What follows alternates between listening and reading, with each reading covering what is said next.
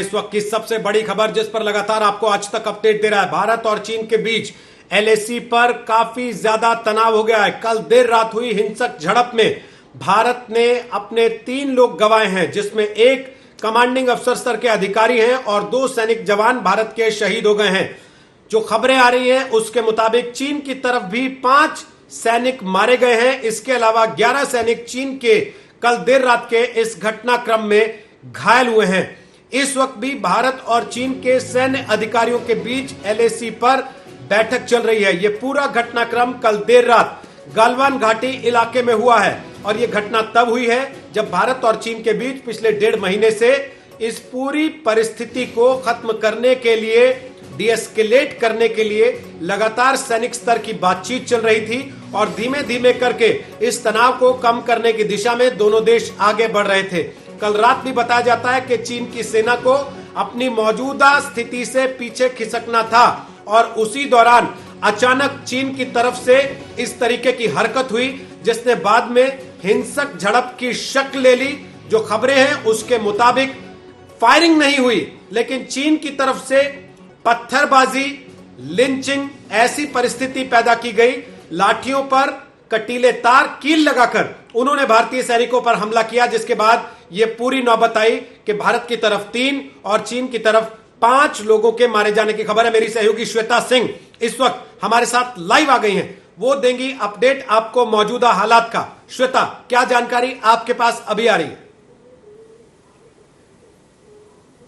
रोहित, जानकारी अभी तक यही आ रही है कि किसी तरीके से वहां पर तनाव को कम किया जाए, चूंकि दोनों तरफ, भारतीय सेना ने अपनी तरफ से जब पहला स्टेटमेंट जारी किया था, हमने तब देखा था कि किस तरीके से सिर्फ भारत की कैजुअलिटी की बात हुई थी, लेकिन जब चीन की तरफ से सन्नाटा रहा तो भारतीय सेना ने अपनी दूसरे क्लैरिफिकेशन में उन शब्दों को जोड़ा जो ये बता रहा था कि चीनी सीमा में भी कैजुअलिटीज हुई हैं। लेकिन इंतजार इस बात का था कि क्या चीन अपनी तरफ से कोई पुष्टि करेगा। तो वहां पर कोई आधिकारिक तौर पर तो नहीं आया, लेकिन हाँ, वहां की आधिकारिक मीडिया ने अगर ये पुष्टि की कि 5 जवान चीन के भी मारे गए हैं और 11 उनके घायल हुए हैं, तो अब सीधे तौर पर यह समझ में आ रहा है सामने कि अब वहां पर किस तरीके से स्थिति सामान्य की जाए, ये अब सबके एजेंडा में सबसे ऊपर है। भारत ने 3 अपने योद्धाओं को गंवाया है, चीन की तरफ भी कैजुअलिटी हुई है, लेकिन अब ये जांच की जा रही है, जो उच्च सैन्य अधिकारी हैं उनसे ये बातचीत करके पता लगाया जा रहा है कि आखिर इस टकराव की नौबत क्यों आई, क्यों इस तरह की हिंसात्मक टकराव जिसमें चीन ने भी अपने जवानों को खोया है और भारत की तरफ भी क्षति हुई है, इस तरह की नौबत क्यों आई थी। इसका जवाब जैसे ही सामने आता है, क्योंकि कूटनीतिक स्तर पर भी बातचीत होनी जरूरी हो गई है अब चीन से, क्योंकि सिर्फ सैन्य स्तर की बातचीत से इसका समाधान नहीं निकल रहा है। अभी भी जिस वक्त हम रोहित बात कर रहे हैं आपस में, इस समय भी लाइन ऑफ एक्चुअल कंट्रोल पर गलवान घाटी इलाके में जो PP-14 कहा जा रहा है, वहां पर यह बातचीत चल रही है कि किसी तरीके से इसका कोई समाधान निकले।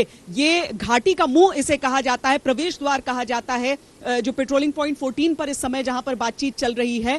सिर्फ एक ही मकसद है कि किसी तरीके से जो तनाव है वो कम हो सके, क्योंकि अगर आप समाधान की तरफ बढ़ रहे होते हैं तो युद्ध जैसी आप नहीं चाहते हैं कि परिस्थिति उत्पन्न हो। मैं एक और, चूंकि चीन की तरफ से सिर्फ ग्लोबल टाइम्स के जरिए ही ये बातें निकल रही हैं, तो उसका जो एडिटर की तरफ से जो ट्वीट किया गया है उसमें उसने भी स्पष्ट किया है कि हम युद्ध नहीं चाहते हैं, लेकिन ये चीन की कमजोरी न समझी जाए।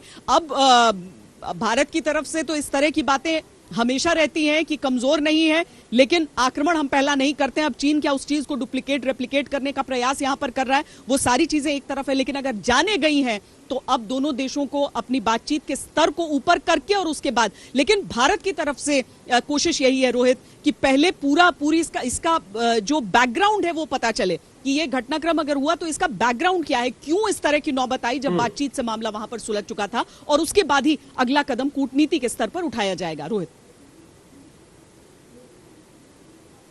श्वेता, हमारे साथ 3 मेहमान इस समय मौजूद हैं, रक्षा विशेषज्ञ।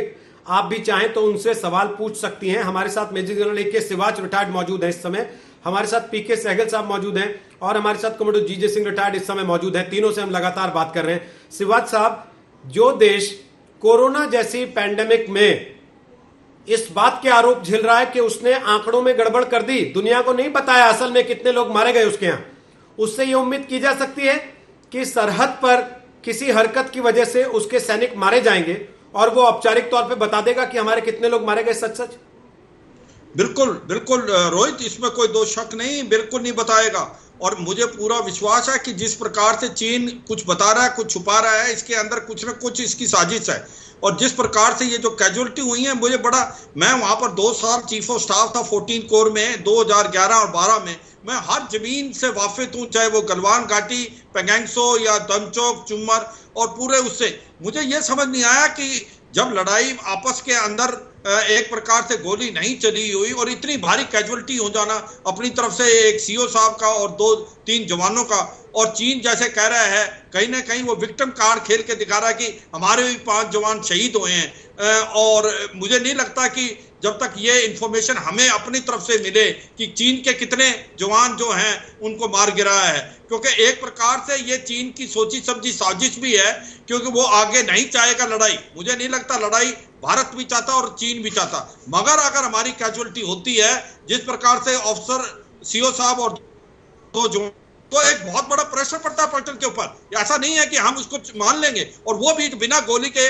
इसका मतलब कहीं ना कहीं चीन रोड लेके आए हैं और आप अपने कील और दूसरी चीजें ऐसी लेके आए हैं जो कि एक घातक सिद्ध हुई हैं। तो एक प्रकार मुझे लगता है सिचुएशन काफी नाजुक है और अभी डिप्लोमेटिक और पॉलिटिकल लेवल पे इसको रिजॉल्व करनी चाहिए। अगर आप 2 फौज के बीच में बातचीत कराने की कोशिश करते हैं, जब तनावपूर्ण बातचीत हो रही है, तो ये चीजें हो सकती हैं। ऐसी नौबत क्यों आने दे रहे हैं? जब आप कमांडिंग ऑफिसर की बातें करने की कोशिश कर रहे हैं, तो आप इसको लेवल को रेज करें, डिप्लोमेटिक और पॉलिटिकल लेवल पे करें, क्योंकि अगर दोनों के बीच में गैप नहीं है, अभी क्या हो रहा है, ये आपस में मीटिंग कर रहे हैं या आपस में मिल रहे हैं, वहां पर तनावपूर्ण स्थिति हो जाती है। आप डिसंगेज करें, 2 से 3 किलोमीटर दूर हो, अगर आप चाहते हैं वाकई कि स्थिति को कंट्रोल में लाया जाए। मगर अभी जिस प्रकार से शाम की रात की हालात हुई हैं, मुझे लगता नहीं कि सिचुएशन कंट्रोल में आएगी जब तक हम डिप्लोमेटिक इसको रिजोल्व ना करें। भारत कैसे एक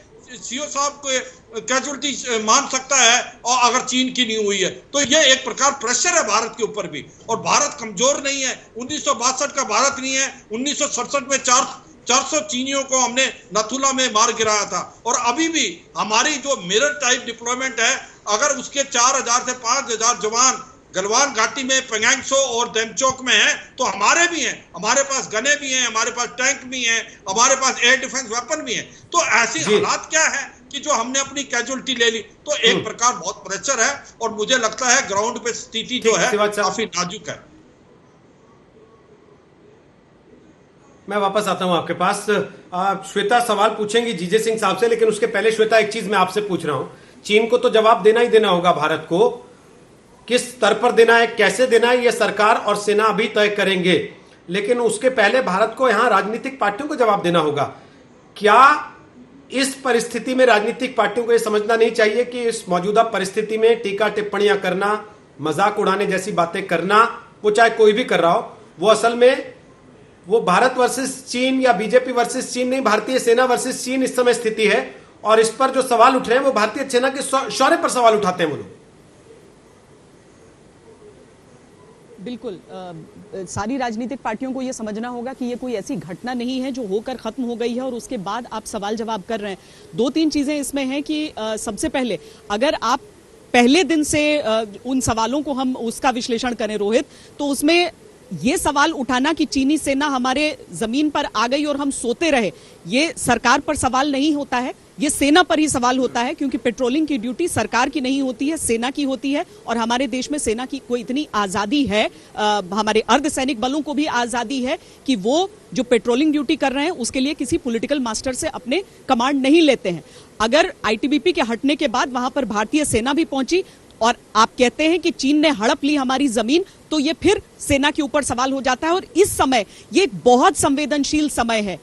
जो लोग इस समय उस यूनिट के वहां पर मौजूद हैं वही जानते हैं कि एक हो सकता है युद्ध हो जाए की स्थिति कैसी होती है। जिन लोगों को अपने हाथों में हथियार थामना है वही लोग जानते हैं। इसीलिए इस समय भी जो सवाल हैं, जो हमारे सैनिक हैं वो तो उबल रहे हैं। एक सीओ का को इस तरीके से उसका जाना चीनी सैनिकों के हाथ पे, ये किसी को मंजूर नहीं होगा, कभी भी मंजूर नहीं होगा। लेकिन मुझे लगता है कि राजनीति को थोड़ी देर के लिए एक कॉमा लगाना चाहिए, एक अर्धविराम कम से कम लगाना चाहिए, और जब ये मामला निपट जाए तो आपको जितने सवाल पूछने हैं पूछिए।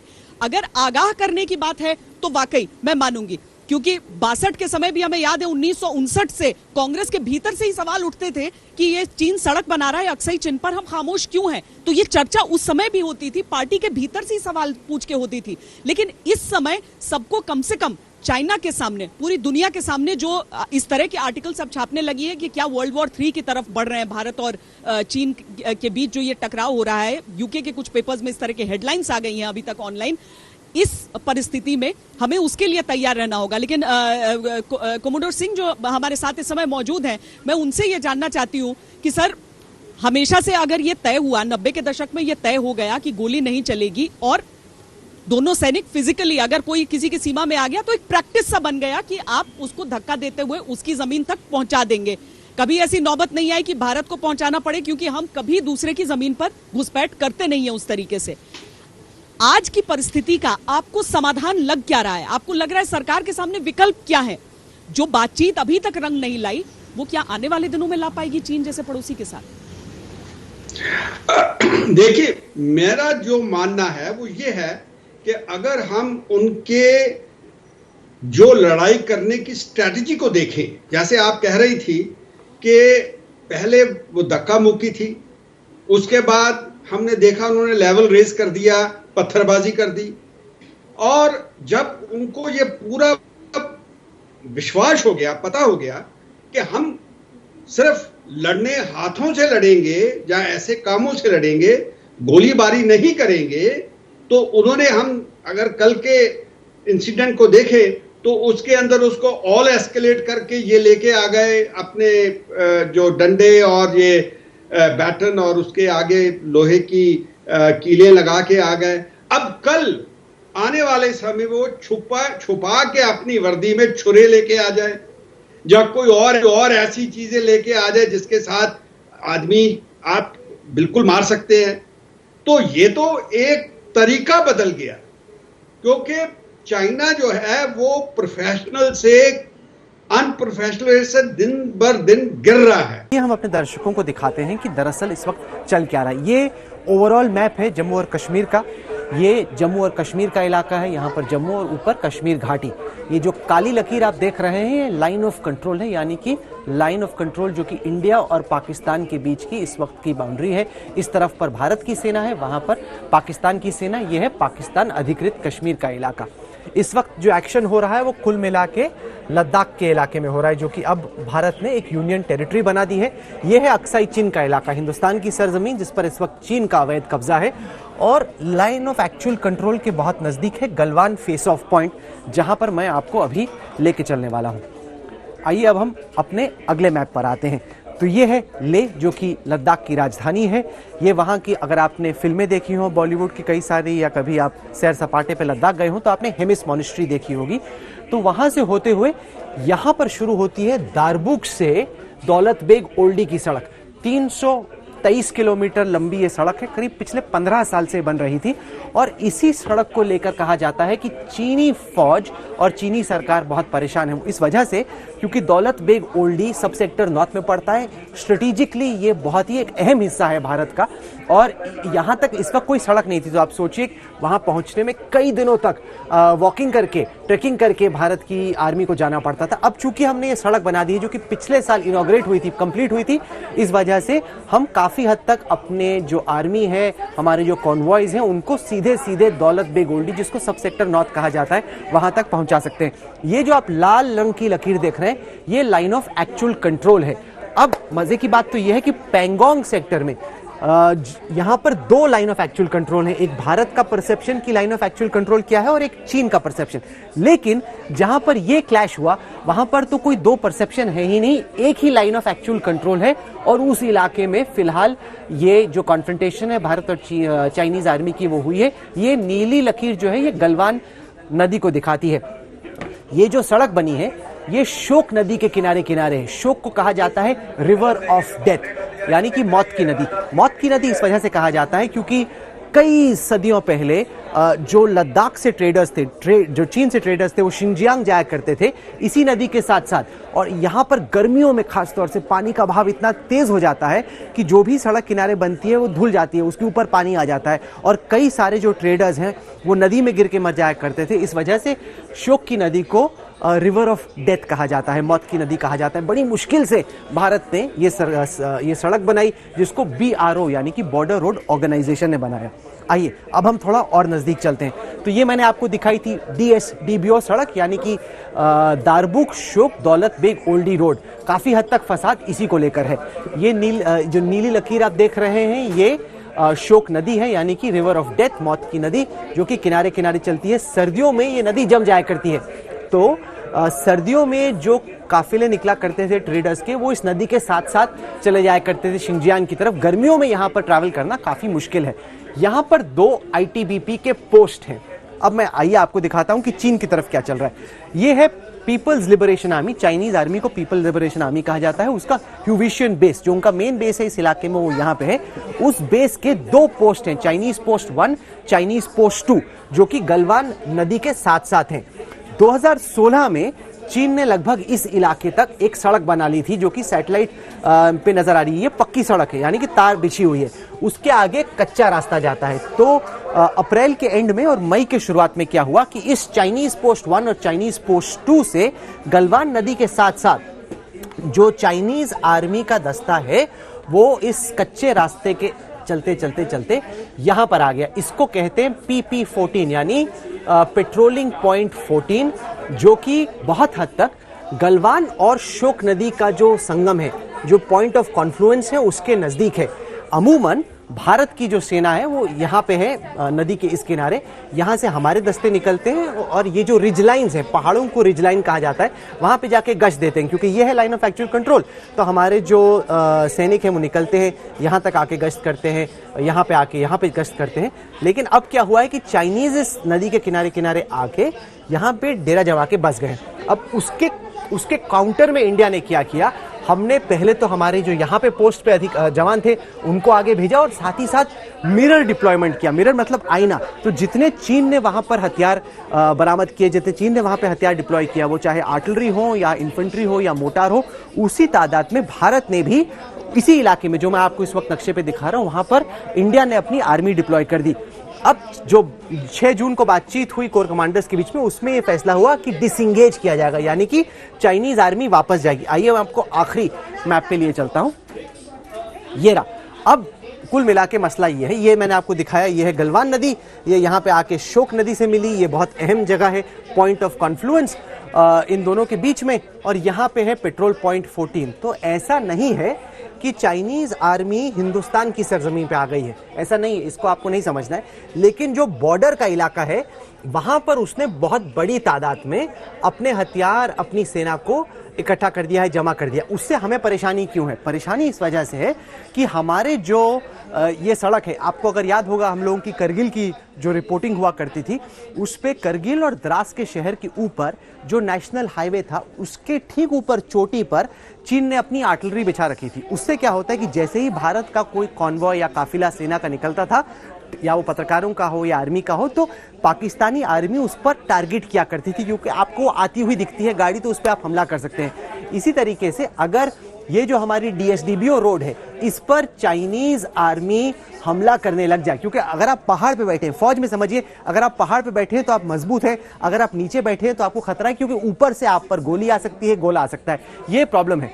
तो अगर आप पहाड़ पे बैठे हैं तो उसमें आपको एडवांटेज मिलता है। और अगर आप इन रिज लाइन्स को डोमिनेट कर लेते हैं, जो कि अगर चाइनीज आर्मी यहाँ पे आके बैठ जाती है, तो वो ये DSDBO रोड को डोमिनेट कर लेती है। हालांकि सब सेक्टर नॉर्थ, जो कि मैंने आपको आगे दिखाया था, एक बार मैं आपको फिर से दिखाता हूं, ये दौलत बेग ओल्डी की दिशा में हम लोग एक सड़क और बना रहे हैं, लेकिन इसी सड़क को बनाते बनाते करीब 2 दशक लग गए, तो उसको बनाने में तो अभी बहुत टाइम लगेगा।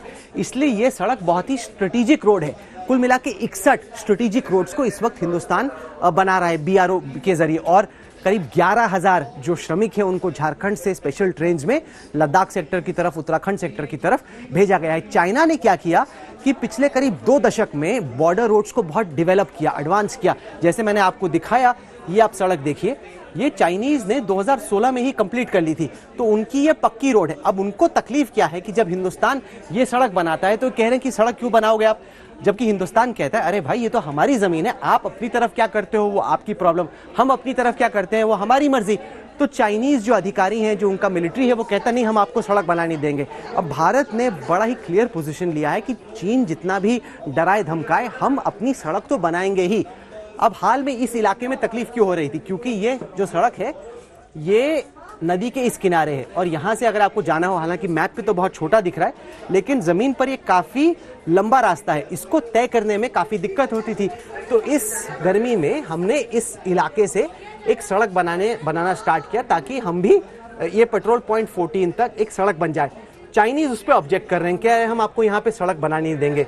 तो अब जो हमारे पास खबर आ रही है वो ये कि जब चाइनीज आर्मी डिसंगेज कर रही थी, यानी कि जब वापस जाने की तैयारी कर रही थी, तब एक कमांडिंग ऑफिसर कर्नल, जो कि भारतीय सेना का बहुत एक वरिष्ठ अधिकारी होता है, और उनके पलटन के 2 जवान, उनकी मौत हुई इस इलाके में गलवान फ्लैश पॉइंट 14। और हमने जो कोशिश की पिछले कुछ मिनटों में वो ये समझाने की कि दरअसल चाइना की प्रॉब्लम क्या है, भारत की मांग क्या है। भारत ये चाहता है कि चीन वापस चले जाए। मैं आपको मैप पे वापस लेके जाता हूं कि भाई आप यहां से आए, चाइनीज पोस्ट 1, चाइनीज पोस्ट 2, आप वापस जाइए। ये जो आप आगे आके जम गए हैं ये हमें मंजूर नहीं है, आपको वापस जाना है, आपको डिसंगेज करना है। अब नियंत्रण रेखा जो कि लाइन ऑफ कंट्रोल है और लाइन ऑफ एक्चुअल कंट्रोल, उसमें फर्क यह है कि नियंत्रण रेखा एकदम मार्क्ड आउट है मैप पे। दोनों देशों की सेनाओं ने, सरकारों ने तय किया है कि एग्जैक्टली लाइन ऑफ कंट्रोल कहां से जाती है, मैप पे साइन हुए तो आपको एग्जैक्टली मालूम है। अब ये जो लाइन है ये किसी नक्शे पे नहीं है जिसको दोनों आर्मीज ने माना हो, इस वजह से थोड़ी कंफ्यूजन रहती है कि एलएसी कहां से निकलती है। इसी का फायदा उठा के चाइनीज यहां पे आ गए हैं। अब पहले भी कई मर्तबा हर साल लगभग, खासतौर से जब बर्फ पिघलती है और गश्त एक बार फिर से शुरू होती है, तो चाइनीज आर्मी और हिंदुस्तानी आर्मी के बीच में पेट्रोलिंग के दौरान कुछ ना कुछ भिड़ंत तो होती रहती है। लेकिन इस दफा फर्क यह है कि सिक्किम के नाकुला से लेके, ला होता है पास, माउंटेन का पास जिस पे सड़क गाड़ी निकलती है, तो सिक्किम के नाकुला से लेके ईस्टर्न लद्दाख सेक्टर पर अलग अलग जगहों पे, कम से कम 5 जगहों पे फ्लैश पॉइंट क्रिएट हो गया है। चाइनीज और इंडियन आर्मी एकदम आमने सामने, और ऐसा कहा जा रहा है कि ये काम कोई लोकल चाइनीज मिलिट्री कमांडर नहीं कर सकता। ये काम केवल तभी हो सकता है अगर जो पीएलए है, जो कि कम्युनिस्ट पार्टी के चीफ यानी कि शी जिनपिंग को डायरेक्टली रिपोर्ट करती है, अगर उन्हीं की हरी झंडी मिली हो तभी ये हो सकता है। और एक तरफ ये प्रधानमंत्री मोदी के साथ झूले झूल रहे थे, मल्लापुरम में मंदिरों के इर्द गिर्द सैर सपाटा कर रहे थे, उनके दर्शन कर रहे थे, और यहाँ पे चाइनीज आर्मी बदमाशी करी, जिसका इंडियन आर्मी जवाब देने की कोशिश कर रही है। इन पर आपका काफी ज्यादा रिसर्च भी है। ये जो मौजूदा स्थिति इस वक्त बनी हुई है, इसको किस रूप में आगे बढ़ता हुआ देख रहे हैं आप?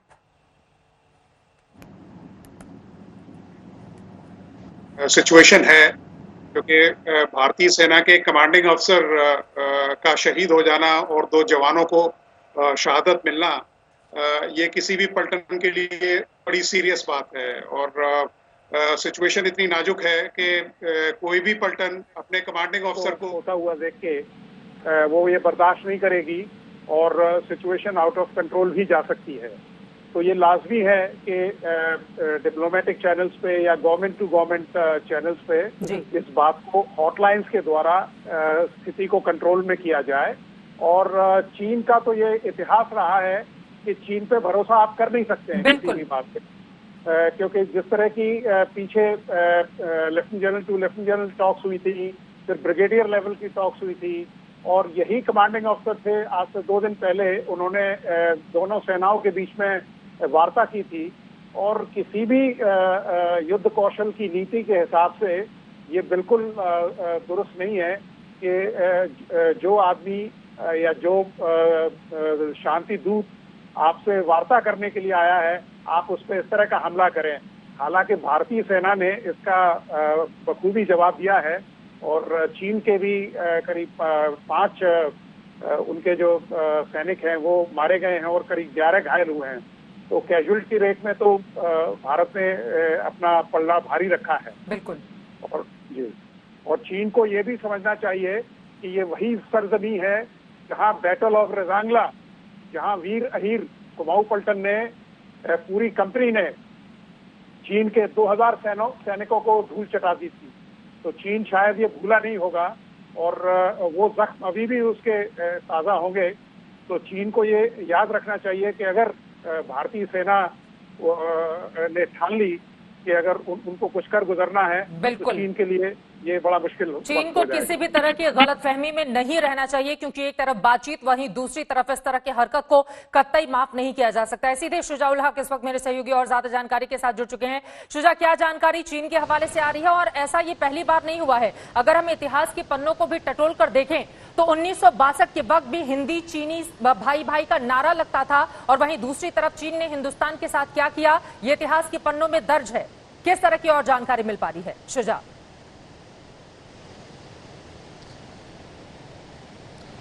जी बिल्कुल, लेकिन इस वक्त जो हालात लाइन ऑफ एक्चुअल कंट्रोल पे लगे हुए हैं उससे साफ यही जाहिर होता है कि दोनों तरफ से जो तनाव है वो बना हुआ है। आप बिल्कुल सही कह रही हैं कि 1962 में इस तरीके के हालात बने हुए थे, लेकिन तब से कई दशकों से इस तरीके का तनाव नहीं देखा गया था।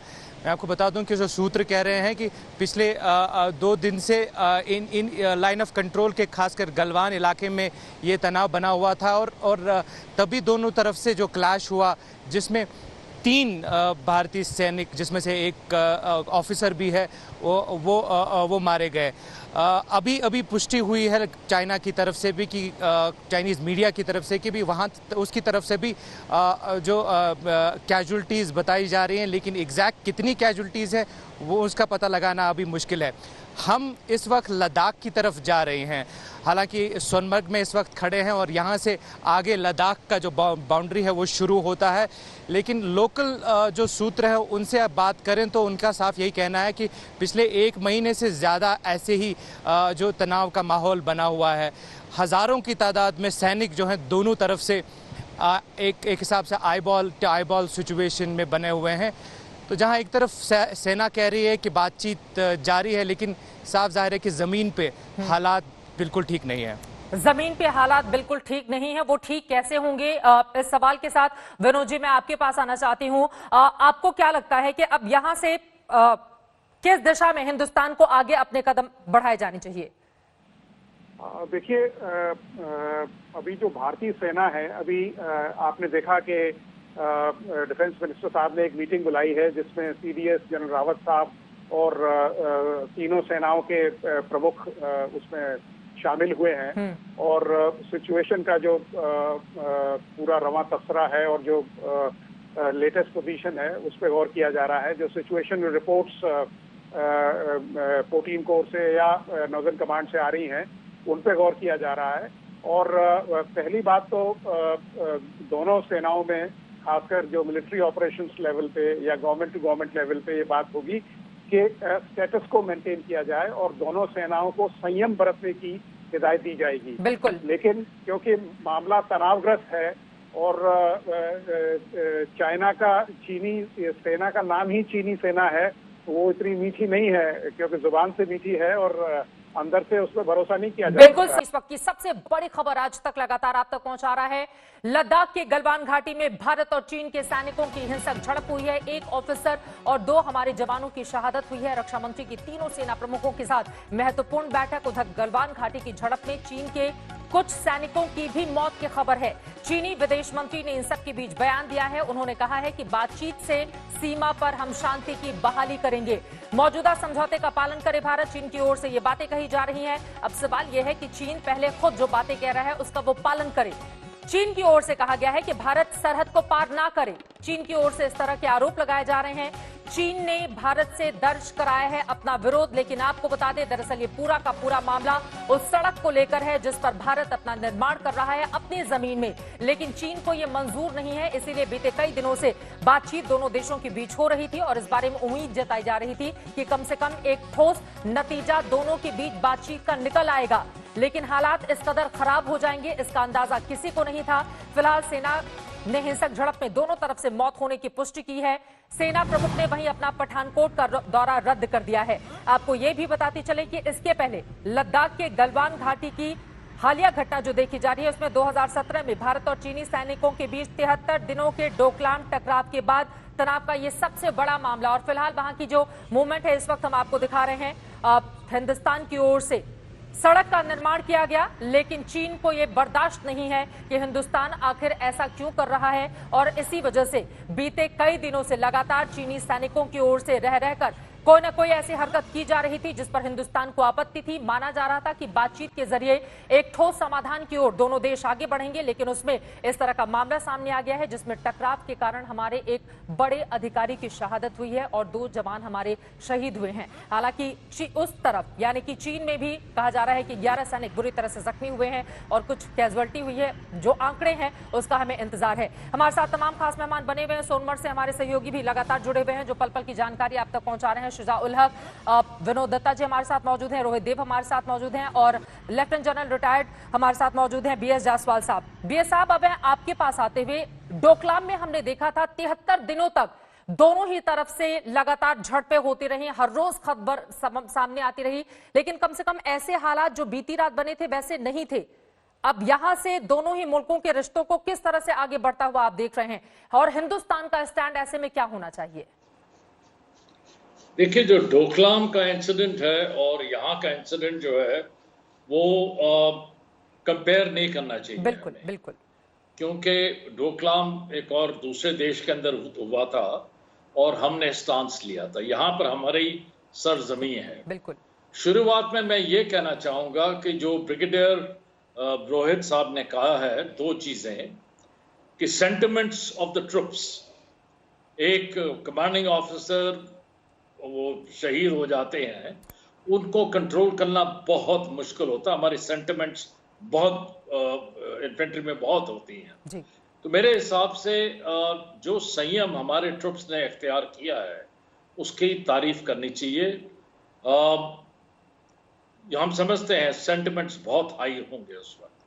दूसरा, इन्होंने जो 62 का बताया है, चीन को समझना चाहिए कि भारत इस वक्त जो है एक रिसर्जेंट इंडिया है। वो हम भारत पुराना नहीं है, एक रिसर्जेंट इंडिया है, हमारे पास है। तीसरी चीज जो मैं कहना चाहूंगा कि ये जितना भी डेवलपमेंट 5 एरिया में यहां पर हुआ है, इस बार चीन पहले बिल्डअप करके फिर फेस ऑफ के लिए आया है। तो उसने अपने हाथ में एस्केलेटरी डोमिनेंस पहले से रखा हुआ है। तो उसका इंटेंशन यहां पर जो है वो ये था कि अगर एस्केलेट करता है तो उसकी फौज वहां पे ऑलरेडी अवेलेबल है, बिल्कुल, जो भी वो लेना चाहे कार्रवाई के लिए। लेकिन जो हमारी कूटनीति रही है आर्मी लेवल के ऊपर और डिप्लोमेटिक लेवल के ऊपर, उससे हम इस पे एग्रीमेंट पे आ गए थे कि यहां से ये पीछे जाएंगे गलवान सेक्टर के अंदर। आपको बड़ा क्लियर होना चाहिए इस चीज में कि उन्होंने 5 सेक्टर क्यों कांटेक्ट किए एक साथ। उसमें उन्होंने जो है एक रिकंसिलिएटरी जोन के लिए कहा कि हम जो है चलो 4 से हम पीछे चले जाते हैं, लेकिन हम फिंगर 4 में बैठे रहेंगे। बिल्कुल। तो जब आप 4 चीज में जो है आप वापस जाते हैं, कहते भाई हमने तो ये किया, अब आप फिंगर 4 जो है उस पर हमारा हक है, हम वहां बैठेंगे, हमने सड़क बनाई है। इसलिए उसने 5 जगह पे किया था। अब जो ये मौका हुआ है वहां पर, इसमें इंटेंशन जो थी, क्योंकि फायरिंग नहीं हुई है, आदमी को हमारे जो शहीद हुए हैं उनको गिरा के पत्थर के साथ सर नहीं फोड़ा गया है। It is an accident. हाँ, झड़प हुई है, हमने भी उसके ऊपर किया है। तो जो इंटेंशन था, जो कैलिब्रेट करने का उस क्लैश का, वो नहीं था जो कि हो गया। तो इसलिए प्रूडेंस जो है, फौज की प्रूडेंस और डिप्लोमेटिक प्रूडेंस, स्ट्रेटेजिक लेवल के ऊपर, टैक्टिकल लेवल के ऊपर ठीक है, हमने किया, बढ़िया किया, उनके भी आदमी मारे, लेकिन स्ट्रेटेजिक लेवल के ऊपर हमें देखना पड़ेगा क्या देश चाहता है कि ये हम इसको एस्केलेट उस लेवल तक करें ताकि ये अरुणाचल तक भी चले जाए और यहां पर भी हो जाए। वो देश के हित में इस समय के ऊपर। ठीक है सर, ये बड़ी बातें आप कह रहे हैं। रिटायर्ड कर्नल रोहित देव भी हमारे साथ मौजूद है। सर, मैं तुरंत आपके पास आऊंगी, लेकिन उसके पहले राहुल कबल इस वक्त मेरे वरिष्ठ सहयोगी मेरे साथ जुड़ चुके हैं, जो आपको मैप के जरिए विस्तार से पूरी जानकारी देंगे कि आखिर मौजूदा हालात इस वक्त सीमा पर क्या है। राहुल। इस वक्त भारत और चीन के बीच जो लाइन ऑफ एक्चुअल कंट्रोल है उस पर क्या चल रहा है, इसको समझाने के लिए हमने 4 नक्शे बनाए हैं, जिसके जरिए अगले कुछ मिनटों में मैं समझाऊंगा कि क्या हो रहा है। ये है जम्मू कश्मीर का नक्शा, ये है लाइन ऑफ एक्चुअल कंट्रोल। ये एक अक्साई चीन का इलाका है जो कि चीन के नियंत्रण में है, ये पाकिस्तान अधिकृत कश्मीर है, ये है लद्दाख का जो यूनियन टेरिटरी का इलाका है। आइए हम आपको दिखाते हैं। जो मेन रोड है वो लेह, जो कि लद्दाख की राजधानी है, वहाँ से निकलते हुए हेमिस मॉनेस्ट्री, जो कि बहुत ही अहम बुद्धिस्ट मॉनेस्ट्री है, वहाँ से गुजरते हुए दरबुक तक आती है। दरबुक एक गांव है और यहाँ से शुरू होती है बेहद अहम दरबुक से निकलकर दौलत बेग ओल्डी जाने वाली ये सड़क, जिसको DSDBO रोड कहते हैं।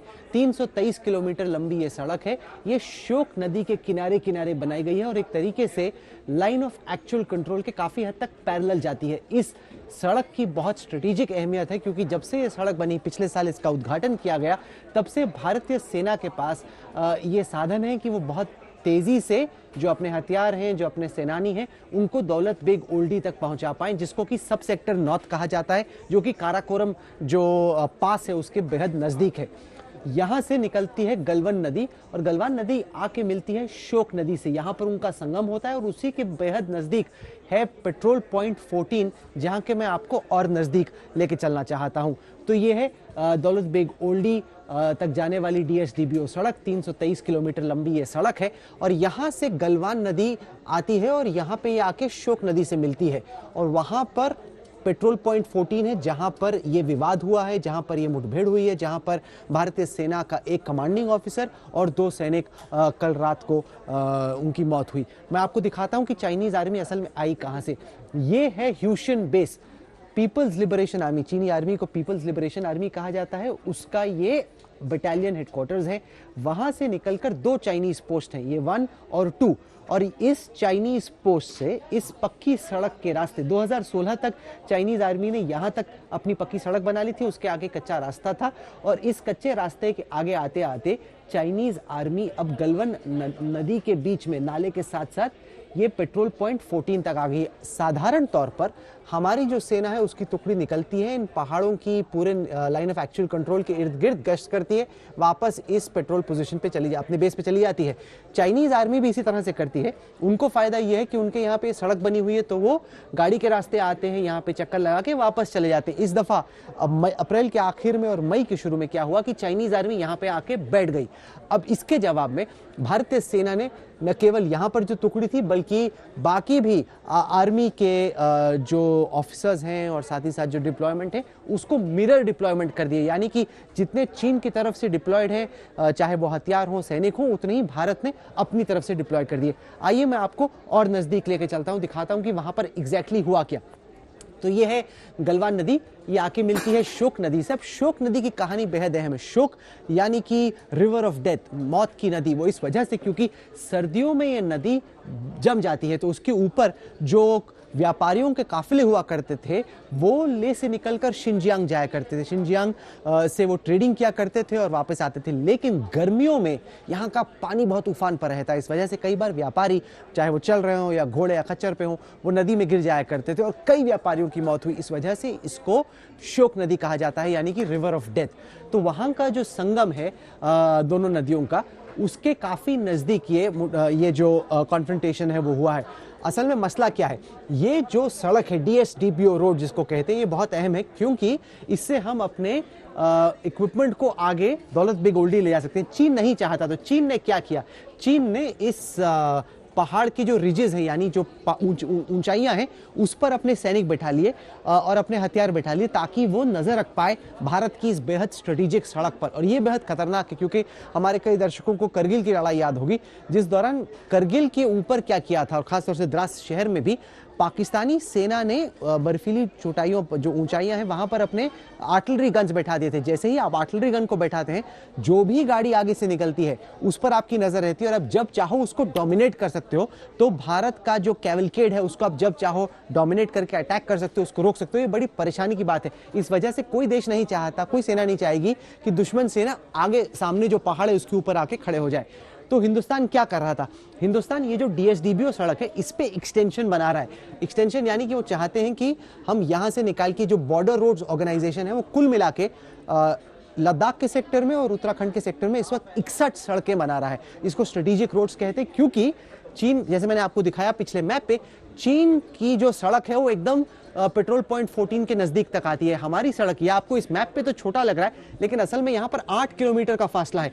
तो हमारे जो सैनिक है उनको पोस्ट से निकलकर पैदल चलते चलते चलते चलते पेट्रोल पॉइंट 14 पे जाना पड़ता है, जबकि चीनी सैनिक मजे से अपनी गाड़ी में आ जाते हैं। तो इंडिया की कोशिश ये है कि उस एडवांटेज को न्यूट्रलाइज किया जाए। हमारी भी सड़क ये है लाइन ऑफ एक्चुअल कंट्रोल। तो हम चाइनीज साइड में नहीं गए हैं जो कि उसकी मीडिया कह रही है और वहां का फॉरेन ऑफिस कह रहा है। हम तो अपनी साइड पे सड़क बनाने की कोशिश कर रहे हैं जो चाइना पहले से ही अपने यहां बना चुका है। जब हमारी सरकार ने नहीं बनाया, अब हम कैचअप करने की कोशिश कर रहे हैं, लेकिन उसको चाइना कह रहा है कि आप नहीं बनाइए, जबकि हिंदुस्तान कह रहा है हम क्यों ना बनाएं, हम तो लाइन ऑफ एक्चुअल कंट्रोल पे अपनी तरफ है। ये तो हमारी जमीन है, ये तो विवाद में भी नहीं है। आपको याद होगा जब मैंने आपको इसी तरह से पेंगोंग का नक्शा दिखाया था, वहां पर 2 लाइन ऑफ एक्चुअल कंट्रोल थी, एक जो भारत का परसेप्शन था लाइन ऑफ एक्चुअल कंट्रोल का, एक चाइनीज परसेप्शन। लेकिन गलवान घाटी में तो 1962 के बाद कोई विवाद रहा ही नहीं है, कभी भी कोई डिस्प्यूट नहीं रहा। ये पहली दफा है कि चाइनीज आर्मी यहां पर आके बैठ गई है, जो कि बहुत ही गलत है। जितने भी प्रोटोकॉल है उनका वायलेशन है, क्योंकि इस इलाके पे कभी भी नजरिया फर्क रहा है ही नहीं। एक ही लाइन ऑफ एक्चुअल कंट्रोल है जिसको हम भी मानते हैं, वो भी मानते हैं। और अभी जो कोशिश हो रही थी वो डिसएंगेजमेंट की, हमारी सेना यहां पर तैनात है, चाइनीज आर्मी वहां पर तैनात है। तो जो कोर कमांडर्स की बातचीत हुई उसमें तय हुआ कि डिसएंगेज किया जाएगा। चाइनीज ने वादा किया कि वो वापस जाएंगे। उस दौरान अब वो एग्जैक्टली क्या हुआ जिसके चलते वायलेंस शुरू हुई, पत्थरबाजी शुरू हुई, लाठियां चलनी शुरू हुई, ये तो हमें नहीं मालूम। लेकिन इस इलाके में मैंने आपको नक्शे के जरिए दिखाने की कोशिश की है कि क्या चल रहा था। मैं आपको बता दूं कि यहां पर है पेंगोंग झील, जहां पर दूसरा कॉन्फ्रंटेशन चल रहा है। Chinese army 4 fingers cross, finger 8 से फिंगर 4 पे आ गई है और यहां पर पड़ता है गोगरा का इलाका। तो यह है तीसरा इलाका जिसको पेट्रोल पॉइंट 14 कहते हैं, जहां पर यह वायलेंस हुई है। और भारत की फिलहाल मेजर जनरल्स की बातचीत चल रही है। भारत की मांग यह है कि चाइनीज आर्मी वापस जाए। मैं आपको इस नक्शे पे दिखाता हूं कि हम लोग क्या चाह रहे हैं कि चाइनीज कहां पे जाए। यह है पोस्ट 1, पोस्ट 2। हमारा कहना है आप इस पोस्ट पर रहते हैं, आप अपने पोस्ट पे वापस जाइए, हम अपने पोस्ट पे वापस चले जाएंगे। लेकिन चाइनीज का कहना है कि हमें तो यहीं पे रहना है। ये भारत को मंजूर नहीं है, क्योंकि ये जो स्टेटस को बना रहा है अब तक इंडियन और चाइनीज आर्मी के बीच में, उसका ये उल्लंघन है। इसलिए हमारी ये जिद है कि आप जहां पर हैं आप वापस जाइए, हम अपने पोस्ट पर वापस जाएंगे और हमें अपनी तरफ जो सड़क बनानी है वो हम बनाएंगे। उसको बनाने से कोई रोक नहीं सकता। सरकार कहीं पर भी ये नहीं चाहती कि मैसेज जाए कि हिंदुस्तान चीन के दबाव में। इस वजह से 11,000 श्रमिकों को झारखंड से स्पेशल ट्रेन में बैठाकर लद्दाख और उत्तराखंड ले जाया जा रहा, ताकि सड़क बनने का काम निरंतर जारी रहे। क्योंकि आखिरकार ये हिंदुस्तान की तरफ की जमीन है, यहां पर तो कोई विवाद नहीं। तो यहां पर कैसे चाइनीज डिसाइड कर सकता है कि हम लोग सड़क बना सकते हैं या नहीं। तो ये कुल मिला के हमने आपको समझाने की कोशिश की कि भारत और चीन की सेनाओं के बीच में इस वक्त लाइन ऑफ एक्चुअल कंट्रोल पर क्या चल रहा है।